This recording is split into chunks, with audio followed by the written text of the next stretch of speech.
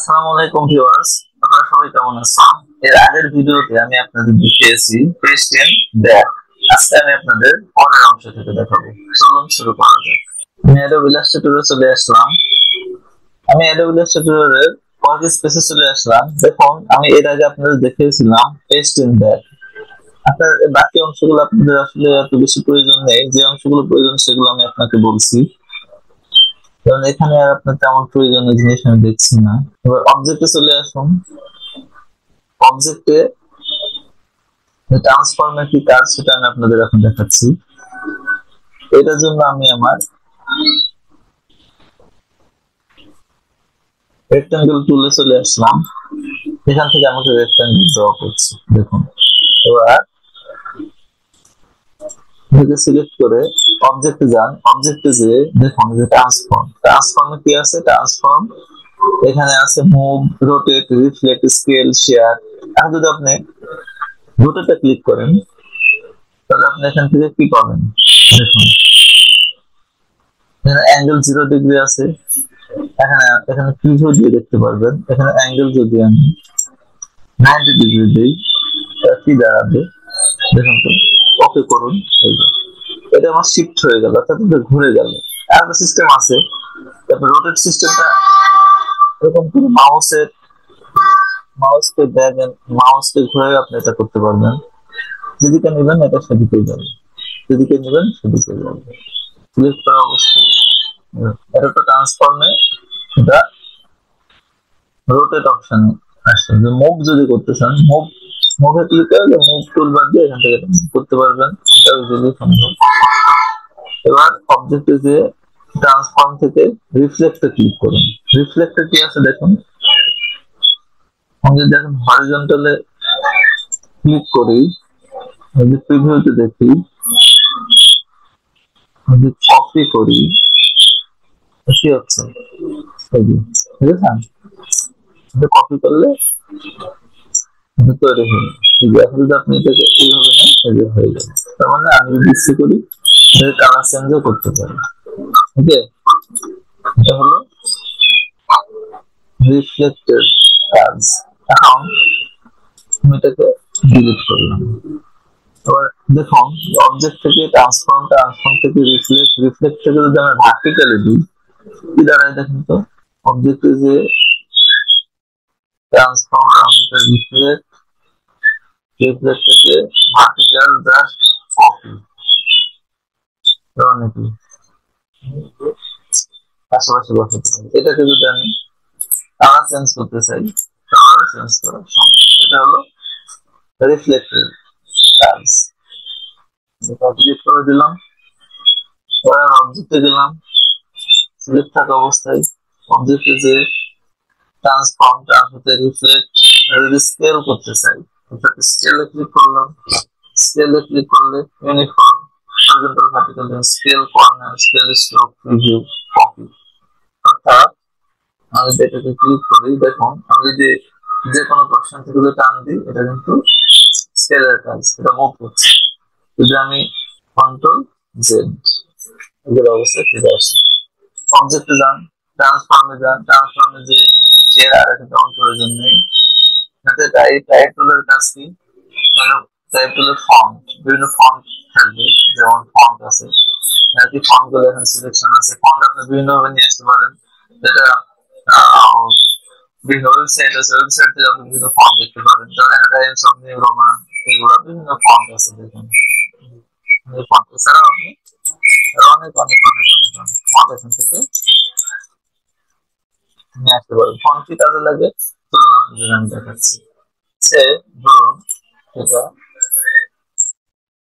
এটা আমি কিছু লিখতে চাচ্ছি, যেমন এটা টাইপ টুল নিতে হবে। টাইপ টুল নিয়ে জাস্ট সিলেক্ট করুন। এখানে আপনি লিখুন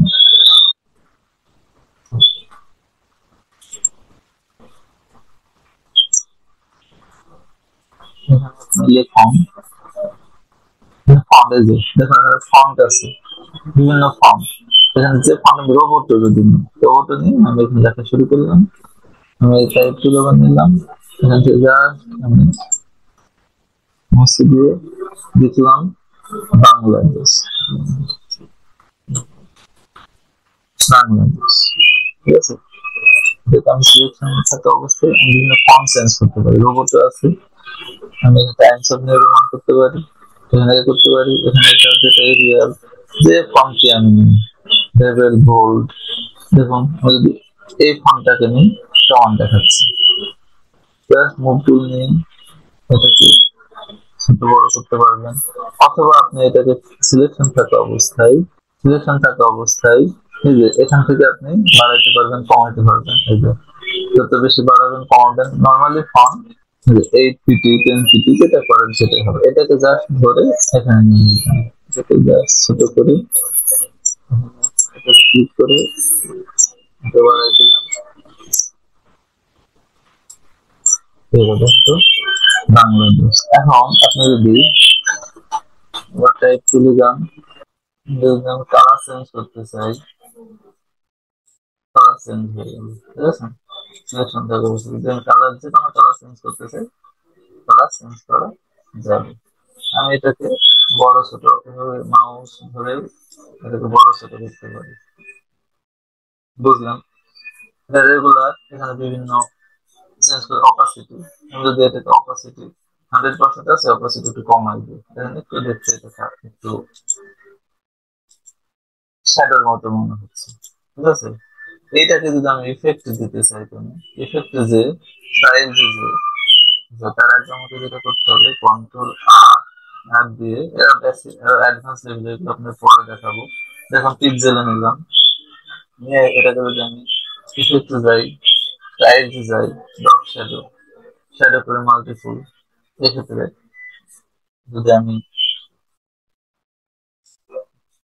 বাড়াই দিই 75%, 77, ওকে করি, দেখুন এটা কিছু বোঝা যাচ্ছে। এটা সিলেক্ট থাকা অবস্থায় ইফেক্টে যে স্টাইলস, ডট শ্যাডো, এই যে প্রিভিউতে দেখলে কেমন লাগে দেখুন তো। শ্যাডো বোঝা যাচ্ছে, শ্যাডো। আমি যদি এটাকে সরাই দিই, ধরেন এটাকে আমি 15 করলাম, শ্যাডো, এখানে আমি মাইনাস, শ্যাডো কোথায় বসে দেখুন, এটা কিন্তু আমি মাইনাস করি,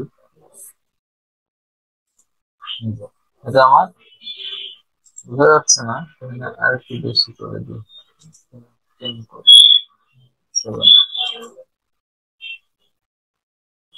ডট শ্যাডো, এই যে মাইনাস এক্স, তার মানে কি শ্যাডোটা আমার এই দিকে পড়ছে। ঠিক আছে, ইফেক্টে যে স্টাইলে ডট শ্যাডো, এই যে দেখেছেন, এটা আমার শ্যাডো কোথায়, এক্স এর লেফট সাইডে। আমি যদি ওয়াই তে শ্যাডো দিতে চাই, জাস্ট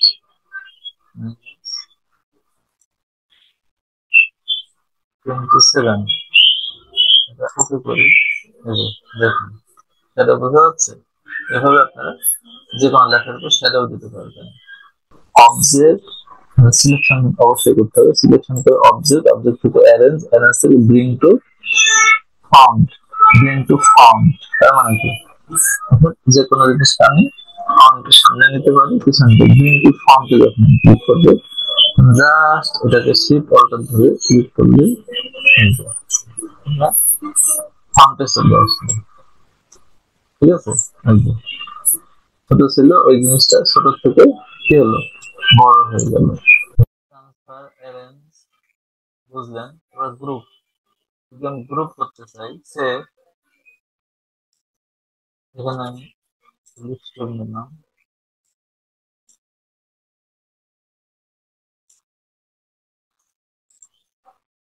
এটাকে কালার দিলাম,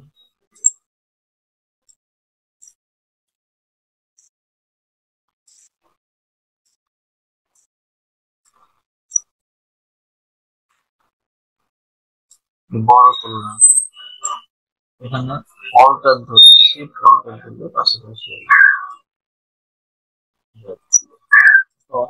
এই দুটাকে আমি গ্রুপ করতে চাই, কিন্তু একা একা মুভ করছে, একা একা। এখন গ্রুপের কাজ হলো এই দুটাকে আমি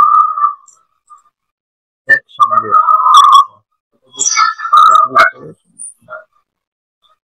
এটাকে ধরে আমি কি করবো অবজেক্টটাকে গ্রুপ করে দেবো। দেখুন আমি দুটো একসঙ্গে মুভ করবো, একসঙ্গে মুভ করবো। আর এটাকে আবার কপি করি, যত ইচ্ছে তত কপি করতে পারছি।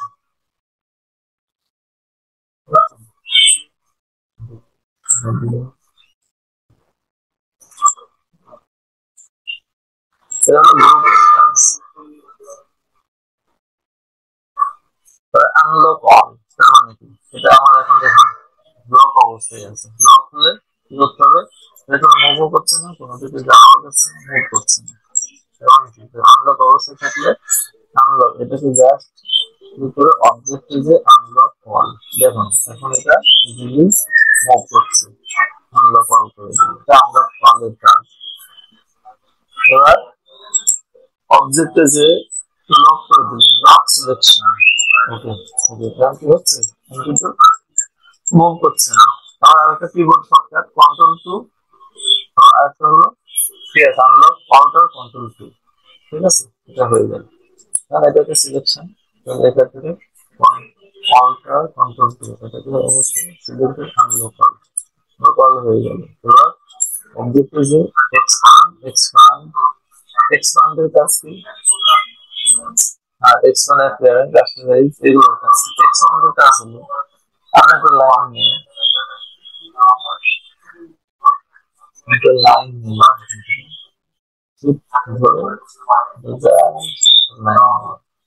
স্ট্রোককে বাড়াই দিলাম। এখন এক্সপান্ডের কাজ কি, এটা একটা লাইন, তাই না, একটা লাইন হিসেবে করছে। এখন এটাকে যদি আমি লক করে নিই, এবার এটাকে আমি সিলেকশন করে অবজেক্টে যে এক্সপান্ড করে দিলাম, এক্সপান্ড ফ্রি স্ট্রোক। ওকে, তার মানে কি দেখুন তো লাইন শো করছে, এটা একটা শেপ, এটা একটা শেপ। এই শেপ এক্সপান্ড করলে এটা লাইন থেকে শেপে হয়ে যাবে। আমি এটা কালারও চেঞ্জ করতে পারি, দেখুন আমি যা মনে করি সেই কালারও চেঞ্জ করতে পারি। কিন্তু আমি যদি নর্মালি একটা লাইন টানি এখান থেকে ধরে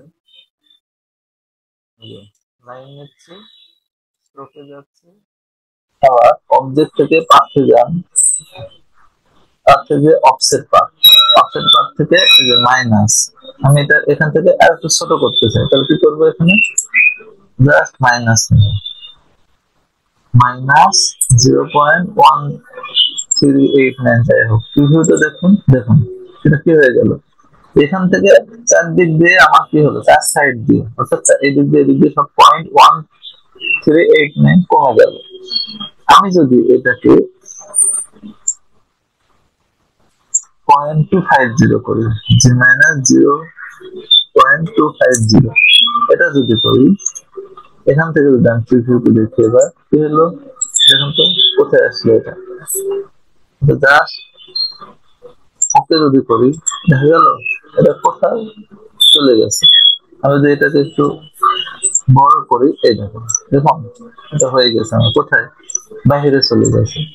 তার মানে আমি যদি আবার এটাকে আবার অবজেক্ট থেকে পাথে যাই, পাথ থেকে অফসেট পাথ, অফসেট পাথ থেকে যদি মাইনাস 0.125 করি, এটা প্রিভিউতে দেখি, দেখুন এটা আমার চারদিক দিয়ে ছোট হয়ে গেছে। এটা হলো আচ্ছা। এখন আমি যদি এটাকে শেপ চেঞ্জ করতে চাই, কালার চেঞ্জ করতে চাই, এই যে কালার চেঞ্জ করা হয়ে যাবে। আমি এটাকে ধরে যদি আমার ইচ্ছা মতো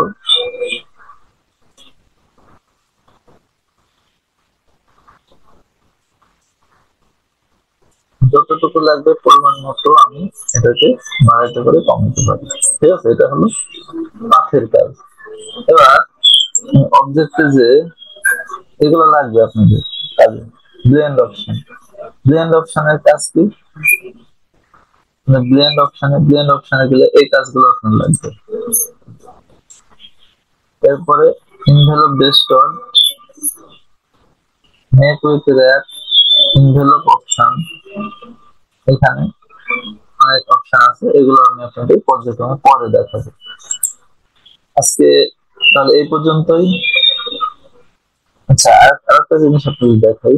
দেখুন, কাট দিল, শেপ দিল, ব্লেন্ড থেকে ব্লেন্ড অপশন গেল, এনভেলপ ডিস্টর্ট, মেক উইথ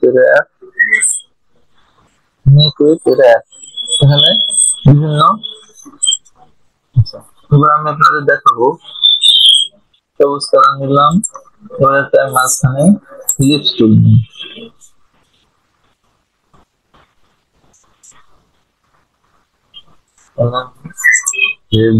বাংলাদেশের পতাকা,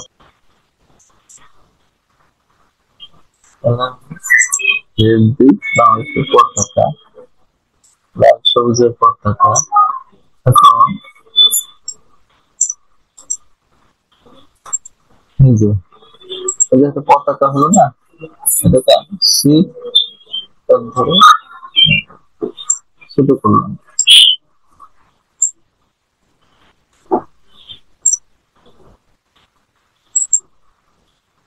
এটাকে যদি আমি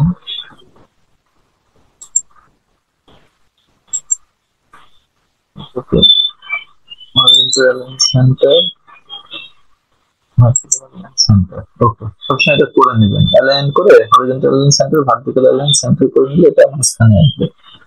এবার আমি যদি এখানে অবজেক্টে যাই, অবজেক্টে যে এনভেলপ ডিস্টর্টে যাই, মেক উইথ র্যাপ, দেখুন তো পতাকা কি হয়ে গেছে, পতাকাটা শেপ কমন হয়ে গেছে। দেখুন এটা আর্ক হয়ে গেছে, ঠিক না? যদি এটাকে এরকম করে দেখায়, এটাকে যত এদিকে নেব তত এটা আর্ক হবে, ঠিক আছে? অনেক লেখা আমাদের চেঞ্জ করা লাগে না, এটা একটা পতাকা, তারপরে এখানে আর্ক হয়ে গেছে। এখন আমি যদি এটাকে আর্ক লওয়ার করে দিই, এটা এরকম শেপ হবে। যদি এখান থেকে আমি আর্চ করে দিই, আর্চের মতো হবে। এখান থেকে যদি আমি এখান থেকে ফাঁক করে দিই, এটা পতাকা হয়ে গেছে। এখন এই পতাকাকে আমি যদি এখান থেকে পতাকা হয়ে গেছে, জাস্ট হলো আপনারা এটাকে ধরে পতাকা, তো পতাকা। এখন আমি যদি এখান থেকে একটা লাইন টেনে নিই,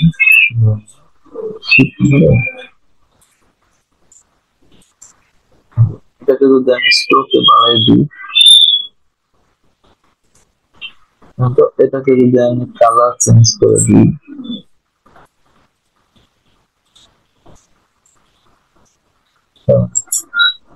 স্ট্রোকটাকে আমি যদি আরেকটু কমাই দিই, কিন্তু এটা কি একটা পতাকা হয়ে গেছে না? এটা পতাকা হয়ে গেছে। এটা হলো আর্টসের কাজ, ঠিক আছে? তো আজকে এই পর্যন্তই। আশা করি আপনারা সবাই ভালো আছেন। আমার ভিডিওটা বেশি বেশি দেখবেন, বেশি বেশি শেয়ার করবেন, এবং আমার চ্যানেলটি ফলো দিয়ে রাখবেন। যারা ইউটিউবের দর্শক আছেন তারা অবশ্যই আমার এই চ্যানেলটিকে সাবস্ক্রাইব করতে ভুলবেন না। থ্যাংক ইউ অল, আপনারা সবাই ভালো থাকুন, আবার দেখা হবে। আল্লাহ হাফেজ।